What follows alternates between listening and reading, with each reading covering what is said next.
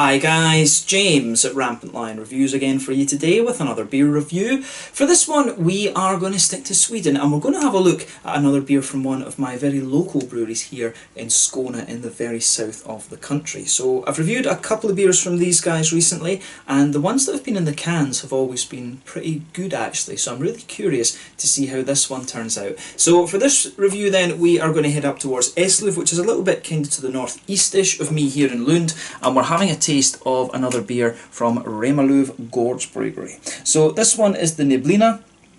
It's a session IPA coming in at 4.5% ABV. So really curious to see how this one turns out. The last beers that I had from these guys were the Migla, was it the Lazy Daisy or Lazy Hazy? And then I think there was also one that was called the Daisy. So I've had some really good IPAs from these guys over the last little while, and hopefully this one turns out to be another interesting one. This is the first one I've had from them, I think, that's been labelled a session IPA, so it will be a little bit different, I think. This one, if I remember correctly, was released in the local and Småsigligt assortment in February of 2020, but you guys will be seeing this review at the very start of March actually, so this beer probably will still be available a little bit, but this is a brewery that I would say you definitely want to check out if you get the chance. They also use a lot of local hops from here in Skåne as well, which is pretty unique I would say, so make sure you check them out. But really curious to see how this beer turns out, and hopefully it's another good one, and I hope as well that you guys enjoy my take on this. I always enjoy reviewing my local Skånsk beers for you. So yeah, let's see how we get on. So as always with my reviews then, I'll tell you a little bit about the brewery before we taste the beer. If you want to get straight to the tasting, just fast forward. All the usual links are in the description below. That's the brewery website, the link to my other reviews that I've done from Remmarlöv Gårdsbryggeri before. No doubt I will add some more at some point in the near future. There's all the usual social media down there as well. If you want to see more reviews, do please consider subscribing to the channel. The whole channel, of course, has a geography-based tagging system, so you can go into the homepage and search for beer based on country, city, state, county, prefecture, whatever it is you're interested in. Do check out the playlists of beers from different countries. There is one there for all the Swedish beers that I've reviewed for you. That's being added to whenever I get the opportunity, and as always, please do get in touch and let me know some of the other beers and breweries that you guys would like to see me review. It's always great to hear from you guys that are watching the videos, and the support that you show the channel is hugely appreciated. So anyway, on to my brewery notes then, to tell you a little bit about Remmarlöv Gårdsbryggeri. So as the name would suggest, this brewery are based on a farm in Eslöv, just to the north of Lund. The word Gård, for those of you that aren't watching inside the Nordic countries, Gård in Swedish, Danish and Norwegian means farm. So this is basically the Remmarlöv farm brewery. But these guys have been brewing on the farm since the autumn of 2014, and in January of 2015 they started selling their beers in Systembolaget, the state-owned alcohol shops here in Sweden. But the owner and founder of this company is Håkan Nilsson, and together with his wife Michelle, he started his plan for a brewery a couple of years before this, and the brewery is located on his family's farm, and Håkan is the 5th generation of his family to work the countryside here in Skåne. So the old barn was renovated and a brew house of 1500 litres was installed. They hired Hampus Olofsson in August of 2014, and he had previously worked at Malmö Brewing Company, who also are very, very good. You'll see a video from them very, very soon. But over the last few years, they've been gradually expanding their capacity. They now have a 3,000 litre brew kit, and they've invested in new fermentation tanks back in spring of 2018, and this takes their possible capacity up to 800,000 litres of beer per year.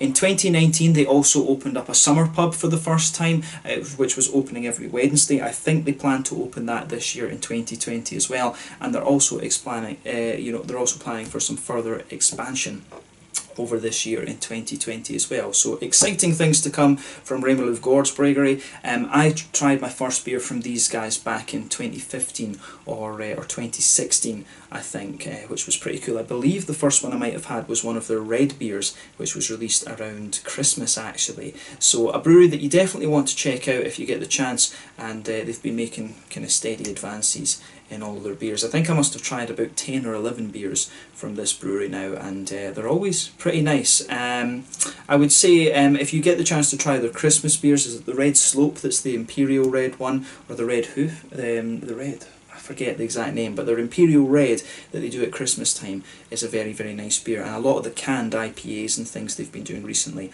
have turned out very, very nicely as well. So yeah, if you find yourself down here in Skåne and you see some of the Remmarlöv beers around, I do recommend that you do. But probably the most quirky beers that these guys produce are the local hops, which are done using hops grown here in Skåne, and they can be very, very interesting.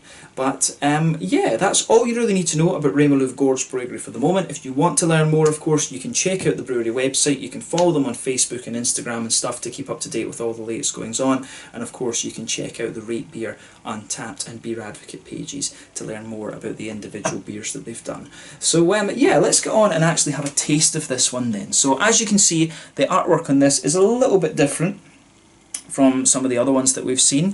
It's kind of going back to the label that they had on the beer bottles actually, which is quite interesting. They've gone back to this kind of classic white bottom, and it's the same type of material actually, because on the cans they were using slightly different stuff. They were using different styles of artwork and things like that, but from what I understand, they're either just about to or they have already installed a canning line, and this is February 2020, the 19th of February 2020 that I'm reviewing this beer for you. So they might, by the time you see this, they might actually already have their canning line installed, I'm not sure. But yeah, the artwork is pretty cool in this one, and I have to say I like the thing where they have the chicken on the side and they say made in Skåne, tillverkt I Skåne, which is pretty cool. But yeah, this one, as I said, it's a 4.5% session IPA, a hazy session IPA to be exact, and it is the Neblina, and this was released in the local and Småsig assortment in Systembolaget at the start of February 2020. So without further ado, let's get this guy out and we'll get on with the tasting. What I will say as well is that these breweries, when they release beers in the local and Småsig league, if they do well, they usually tend to release them as part of the kind of regular range, which is always good. And I think the Swedish breweries have a bit of a better deal now with Systembolaget, because it used to be that you could only release regular beers every 3 months, but they've now changed it so that the Swedish breweries have access to the market at the start of every month, which is really good, I have to say. It's a lot easier for them to plan and things, and we still get the small partiers, or is it the tillfälligt sortiment, I believe they call it now. But yeah, a lot better for breweries like this. They can plan a lot more easily. But yeah, as you can see with this one, this is poured a lovely kind of bright hazy yellow colour. There was about a half finger of frothy white head on this one, but that's just faded away to be a very kind of thin foamy layer. 1 or 2 big bubbles sticking towards the side of the glass, a few little ones heading up towards the bottom of the head there, or towards the bottom of the foamy layer I should say. But overall it does look pretty much as you would expect from a hazy IPA, apart from the fact that the head isn't maintaining. That's quite unusual for a 4% beer. But yeah, looks the part, nice and hazy. Let's have a look at the aroma and see how we get on. Ooh, that smells nice actually. So with this one, straight away it's actually very well balanced between the hops and the malt. So the malt base for me is quite, it's very smooth actually. You can definitely smell the nice kind of wheaty notes coming out of this one. At the front of the nose you can smell a little bit of the creaminess from the oats, and there's also some kind of biscuity qualities in there as well. Maybe 1 or 2 like woody undertones. On the green side of the hops, I would also say it's quite grassy, and the more that I smell of it too, there's a few things that I think are coming from the yeast. It almost smells just a little bit sort of farmhousey, and I mean obviously as a hazy type IPA, you know, you're always going to think about the big 4 over in America, and it's got a little bit of that sort of farmhousey vibe that the likes of The Alchemist and things have. It's got some of that in there, but it actually comes across as more kind of, it really comes across as more smooth than that. But yeah, that sort of farmhousey, herbal, vegetally kind of thing, you can smell that mixing in with the oats, the wheat, and the sort of white breadiness that you get out of this beer. That's an interesting point to make about this one. I really like how that goes together actually. Yeah, pay attention to that point on this beer. So yeah, in terms of the the hoppy side of things then, we talked about the green side of the hops. It's quite grassy this. There is a wee touch of earthiness to it as well, maybe some floral character, but to me the hoppy side of this beer, really the green side of the hops really leans towards the grassy side of it. I would say that on the fruity side of things, there's something in here that I really recognise from the hops, but I can't quite place exactly what hop it is. I don't know, I think there's something there that makes me want to say that this is maybe Idaho 7 or perhaps Galaxy that's in here. It's got a little bit of that passion fruity note for me. As I've told you before in these videos, I always like playing Guess the Hops. So yeah, a little bit of passion fruit for me. You can smell some lighter tropical fruits, like a little bit of pineapple. I'm not quite sure, there might be a bit of mango in there as well. I'm not 100% certain on that. There's almost a wee hint of an orangey thing. Could there be a little bit of mosaic in there? Because that would explain some of the earthiness as well. I mean, there's many orangey hops these days. There's like Sabro, which is a newer one, Mandarina Bavaria, Amarillo, Azaka, Pacifica. I want to see Waiti. There is another New Zealand one does it as well. I think I've got a feeling that it's Waiti that is a little bit orangey. But yeah, there's definitely a bit of an orangey, tangerine kind of note going on to this one. But when I first smelt it as well, there was almost a little bit of a lemon limey note to this one. Could there be a wee bit of Equinaut in here? I think it's more limey than lemony, because if it was lemony we would be talking Centennial. You've also got lemon drop and things like that as well, which could be used there, but that hop I don't think, it's either been renamed as something else or it's just not used all that much anymore, at least over in Europe. So yeah, could it be Equinaut, bit of Galaxy, or maybe Idaho 7 right enough, and a wee bit of mosaic? I'm not sure. There is something that tells me, I think there's a bit of mosaic in here, and there is something telling me that there's one of the passion fruity hops in there as well. Can't say for certain, but you know, with these videos it's always fun to do a little bit of guess the hops. But yeah, it smells really nice, and it's pretty much what you would expect of a New England sort of hazy IPA, but it leans a little bit more towards that kind of farmhousey type thing for me. When it's a gourd-brewery, a farm brewery, you know, I think that fits pretty well. So yeah, take a bit of time and enjoy the aroma, but let's have a taste of this one then and see how we get on. This one is the Neblina, a hazy session IPA at 4.5% from Remmarlöv Gårdsbryggeri in Eslöv, just to the north of me here in Lund in Skåne in the very south of Sweden. Slange, skål.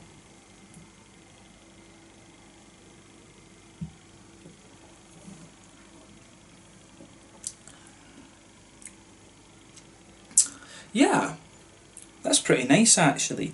I haven't drank too many of these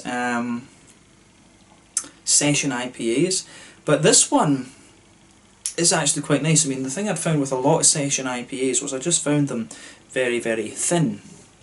And I mean, that's one of the things. I don't really drink outside of the beer videos that I do for you. I like tasting different stuff. That's basically where my interest in like beer and whiskey and sake and stuff sort of ends. I'm not a great session drinker really, but for the purposes that this is intended as a session beer, I can really see how it would fit. I mean, I would drink one of these and, you know, I'd be quite happy with having tasted it.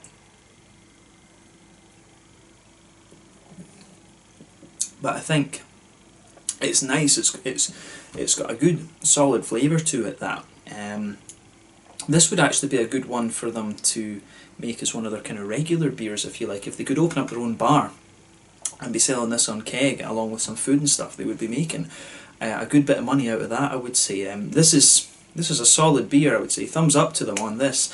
When I've tried session IPAs, you know, the point I was getting at earlier was when I tried session IPAs, I'm not a great sessioner. I'd more rather try like a regular IPA or a double or a triple or something, and that's my one beer for the evening, you know. So I don't drink too many of these session IPAs, but I can really see what this one's aiming for, and I can appreciate what it's all about. And I think that this is one of the better session IPAs that I've had. I've not had too many right enough, so take that with the pinch of salt it deserves, but I think they have done a nice job of that. And when I think about the other ones that I've had from these guys, you know, this is the one that to me seems to have the nicest balance to it, and that's nothing against the other beers. The other beers were good, but I think this is the one that they've got pretty much spot on to the greatest degree so far. So well done to Remmarlöv Gårdsbryggeri for that.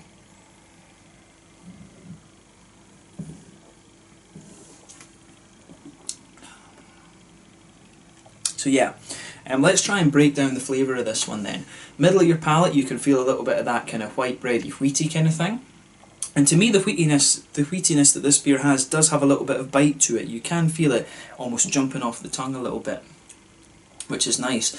Interestingly, that sort of farmhousey vibe that I was getting from the aroma, not so obvious in the flavour, which is interesting. This one in the flavour actually does lean to be more like a kind of bitey New England IPA, a little bit akin to the a little bit akin to the Trillium type New England IPAs. That's an interesting point there. I didn't expect that. But yeah, the wheatiness comes out towards the back of the palate, but as you come further forward, I think you get more of the oaty creaminess in there. You're also getting a little bit of a sweet biscuity note in the middle of the palate too, and that'll be where the booze is being covered up in this one. It's not quite as notable in this though. Noticeable rather, as it is compared to some of the other ones that you'll get, because it is, it's 4.5%. It's one of the less boozy beers, but that really works for it. This is just nice, light and sessionable, and I wouldn't be surprised if there's a little bit of Pilsner malt in this, because the further you go into the aftertaste, you do get a little bit of kind of crispness out of this, and that is a trend that's going on with the hazy New England type IPAs just now. There is a bit of Pilsner malt that being used in these quite often, and it suits them, I think, particularly when it's a session IPA and you're supposed to get a 6-pack of these or something. But yeah, the malt base in this is really nicely done. A little bit, you do get a wee bit of that farmhousey note. The further you let the aftertaste develop with this one, you do get a little bit more of that out of it, but it's nowhere near as prominent as the aroma would have you believe.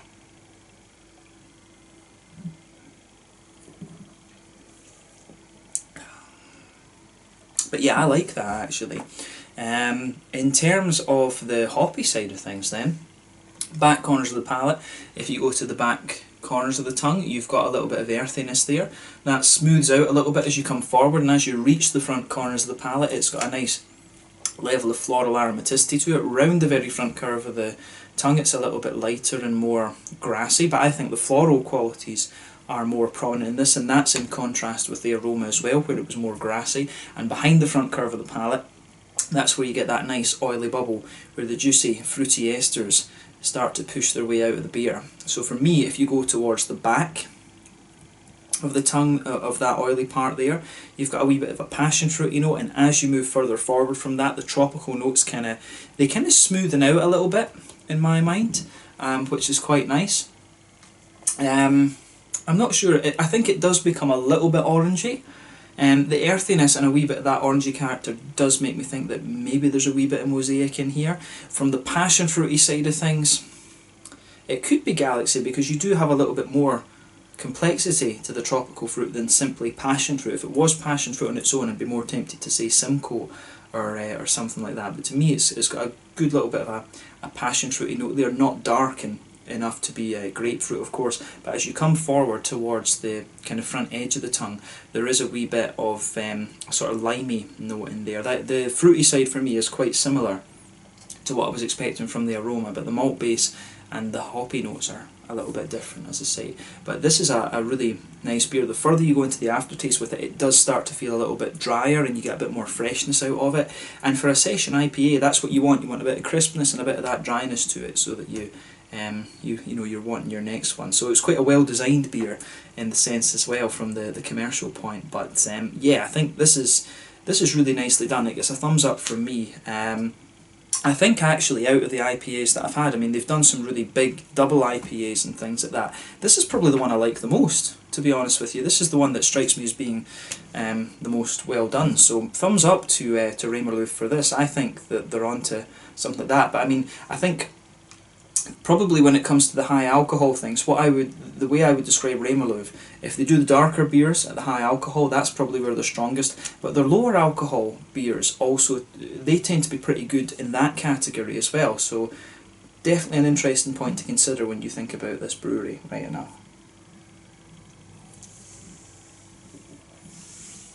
So yeah, in terms of the mouthfeel then, I would say that this is a fairly light-bodied beer, probably at the bottom end of mid-bodied, in fairness. Top end of light-bodied, bottom end of mid-bodied.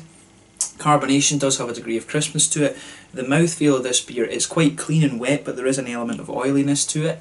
In terms of hoppy bitterness, I think it's your fairly standard sort of 30 IBUs. It's kind of around that mark. I'd be surprised if it was more than that.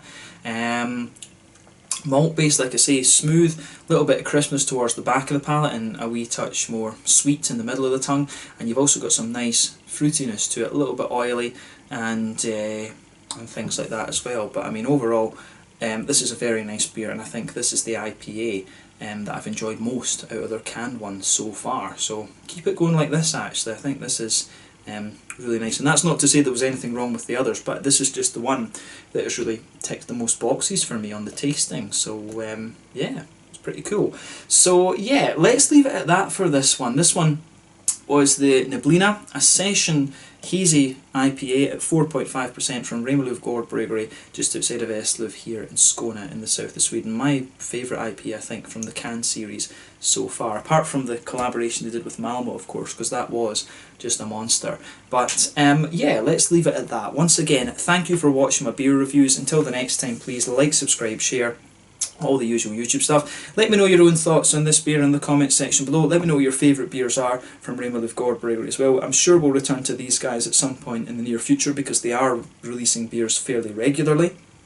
But check these guys out, and I look forward to trying what they have in store for us next. Thank you again for watching. Check out my social media, check out Remmarlöv Gårdsbryggeri, and I will catch you guys very soon. Slàinte, skål, cheers.